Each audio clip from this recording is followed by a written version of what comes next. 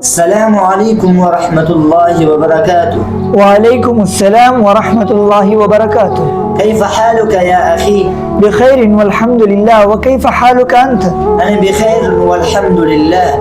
من أين أنت؟ أنا من باكستان. ومن أين أنت؟ أنا أيضا من باكستان. ما اسمك؟ اسمي محمد عباس. وما اسمك أنت؟ اسمي سيف الرحمن. في أي مدرسة التحقت يا أخي؟ التحقت في جامعة المعارف الإسلامية. أين تقع هذه المدرسة؟ تقع هذه المدرسة في مدينة كويتا. متى التحقت بهذه المدرسة؟ التحقت في سنة الماضي. كم أستاذا في مدرستكم؟ فيها 30 أستاذا وكلهم مجتهدون. من مدير هذه المدرسة؟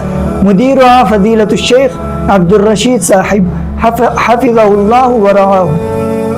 كم صفا في مدرستكم؟ فيها 20 صفا. كم بناء في مدرستكم؟ في مدرستنا بناء واحد فقط. كم طابقا فيها؟ فيها 3 طوابق. هل توفر مدرستكم طلاب منحا شهرية؟ لا، ليس للطالب أي منحة. كم طالبا يدرس في مدرستكم؟ يدرس فيها حوالي 300.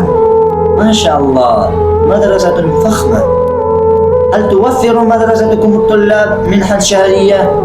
لا، ليس للطالب أي منحة. الطلاب يبيتون في المدرسة أم أنهم يترددون عليها؟ أكثرهم من المقيمين، وهناك بعض الطلاب يختلفون إليها يوميا. ما هو منهج المقرر في مدرستكم؟ المنهج النظامي التابع لهيئة الوفاق. متى يبدأ دوام الدراسي في مدرستكم؟ يبدأ الدوام الدراسي الساعة 7 صباحا.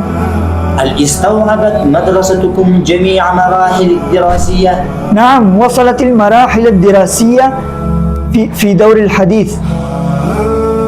أشكرك على هذه المعلومات الهامة، وجزاك الله خيرا. فجزاك الله له.